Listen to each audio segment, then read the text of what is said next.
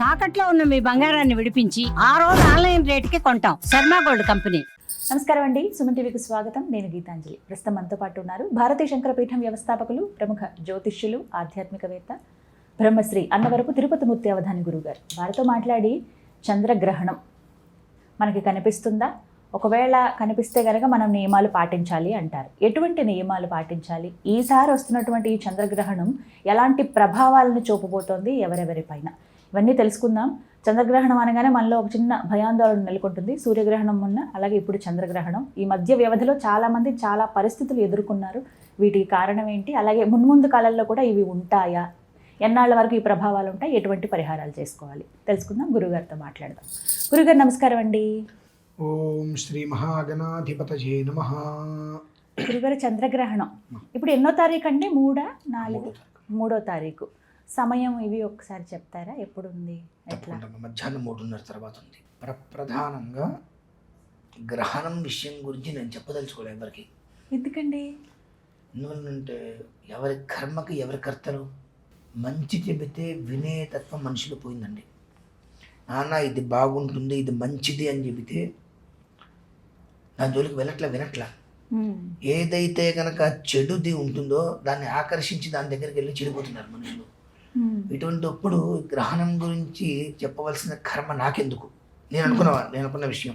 ఎవరు ఎలా పోతారు నాకు అవసరం ఏంటి, పోతే పోతారు అనుకున్నాను. కానీ అండి ముందు వాస్తవంగా నిన్నటి వరకు అదే అనుకున్నా.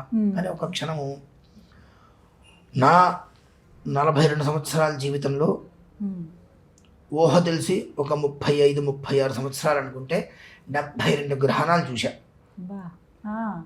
ఈ 72 గ్రహణాలలో ఎప్పుడూ జరగనటువంటిది ఒక 3 రోజుల క్రితం జరిగింది. ఆ తత్కారణంగా గ్రహణం గురించి వివరించాలి, చాలామందికి చావు బ్రతుకుల్లో ఉన్నారన్న విషయం అర్థమైందండి. ఒక ఇప్పుడున్నటువంటి పరిస్థితులలో ఖగోళాన్ని రాసినటువంటి ఏకైక వ్యక్తి 70-73 సంవత్సరాలు ఉంటాయి ఆయనకి. 80 ఉంటాయి. ఇప్పుడు 40 సంవత్సరాల క్రితమే 1980 కన్నా ముందే 60 సంవత్సరాలు పంచాంగం రాసేశారు. ఇప్పుడు రాస్తున్నారు చాలామంది. 80కి ముందే రాబోయే 60 సంవత్సరాలు ఎలా ఉంటుంది మొత్తం లిఖించేసేసి పంచాంగాలు ఇచ్చారు. కానీ ప్రతిదానికి కూడా కాపీ అనేటువంటిది అయిపోయినాయి. ఇప్పుడు ఏదైనా రాష్ట్రాల నుంచి మార్పులు చేర్పులు చేసి అది రావడం వల్ల ఇక నేను ఏ పరిస్థితుల్లో కూడా పంచాంగం రాయకూడదని భీష్మ ప్రతిజ్ఞ చేసుకొని కూర్చున్నాడు.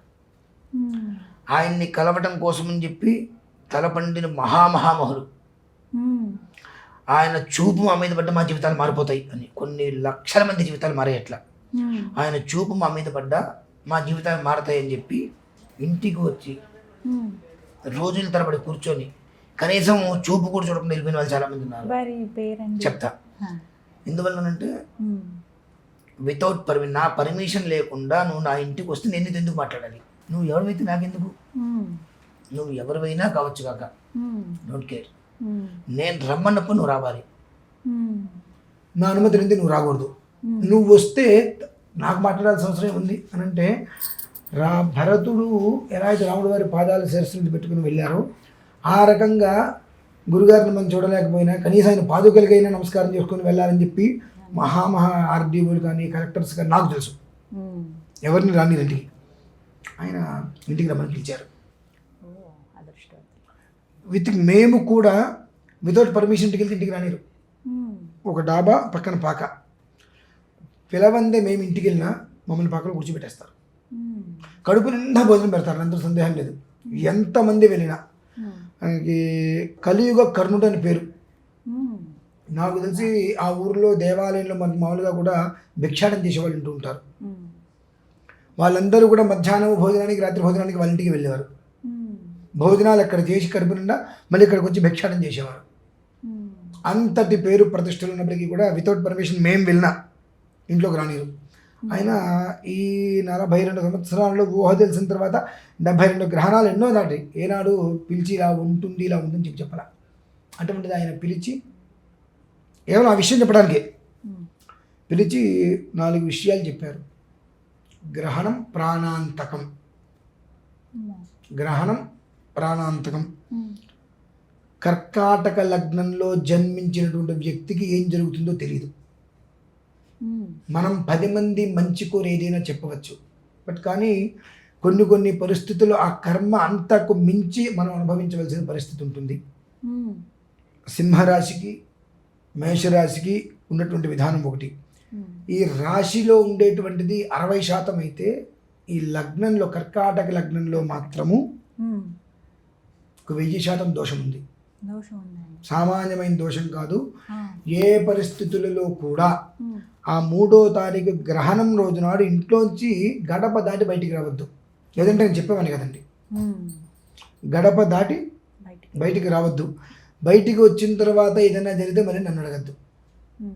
ఆ స్థితి ఉంది కాబట్టి ఆ రోజు మొత్తం గడప దాటకుండా, ఇవాళ ఉదయం కూడా ఫోన్ చేశారు నాకు 9 గంటలకి. అసలు మాకు తెలిసి ఆయన ఫోన్ చేయరు, పిలవరు, పిలవకుండా వెళ్తే ఒప్పుకోరు.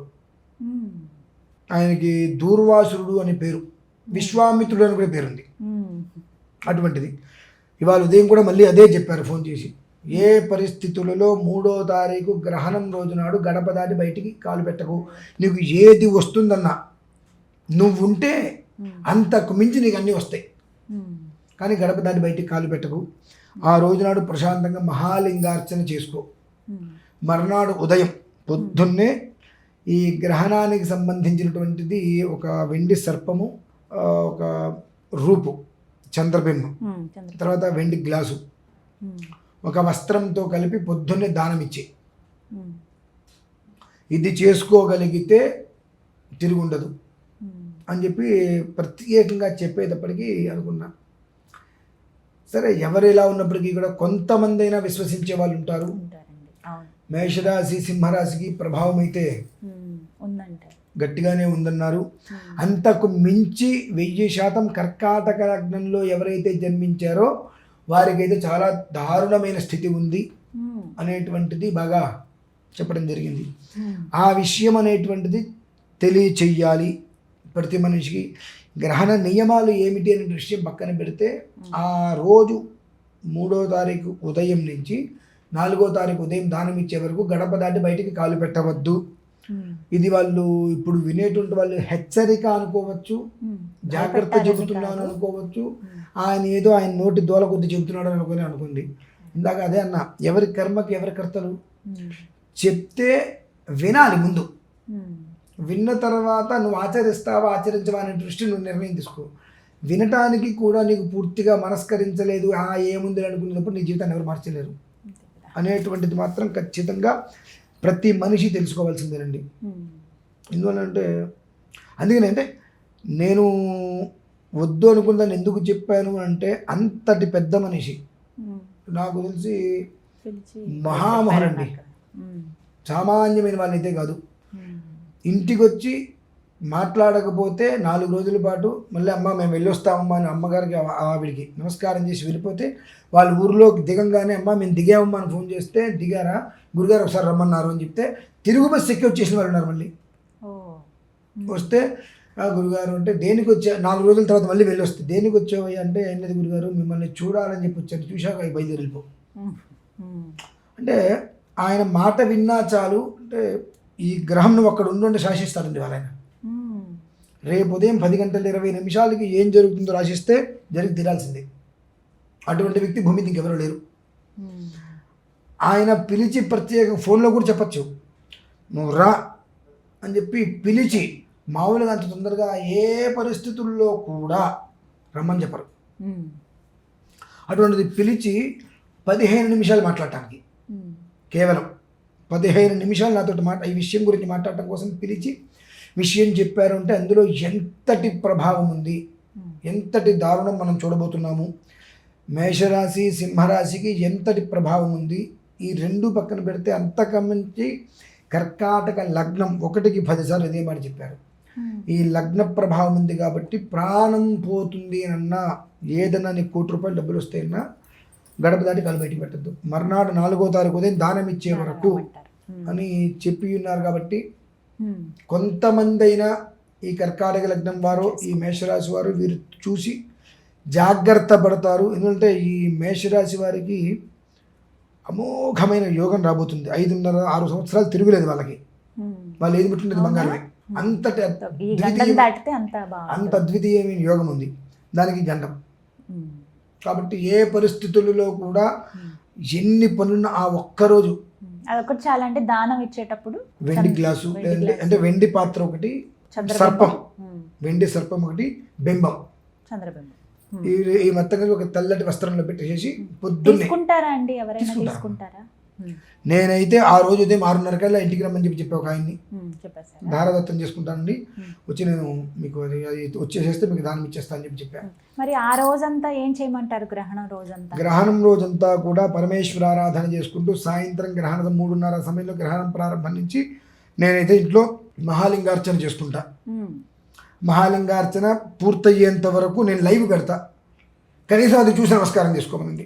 వేరే అంటే వాళ్ళ ఇంటికి ఎవరైనా పిలిచి అభిషేకం ఏమైనా చేయించుకుంటా అంటే ఓకే, లేని పక్షం కనీసం ఆ మంత్రాలు వింటూ 360 శివలింగాలకి ప్రత్యేకంగా దేనికి దానికి మంత్రం 11 ఆవరణార్చనలతో ఉంటుంది, అది నేను చేసుకుంటా. కాబట్టి కనీసం లైవ్లో చూసైనా ఆ గ్రహణ ప్రభావం నుంచి తప్పించుకోవాలి ప్రతి ఒక్కరూ అనేది నేను కోరుకుంటున్నాను. ఎందువల్ల అంటే అంతటి కర్మ ప్రారంధం అనుభవించటము, అంతటి కర్మ ప్రారంధాన్ని తప్పించుకోవటం అనేటువంటిది మూలంగా ఆ గ్రహణం అనేటువంటి తీసుకొచ్చింది. మన భారతదేశంతో పాటు అమెరికా, ఆస్ట్రేలియా ఇలా చాలా దేశాల్లో ఉంది, సంపూర్ణంగా ఉంది.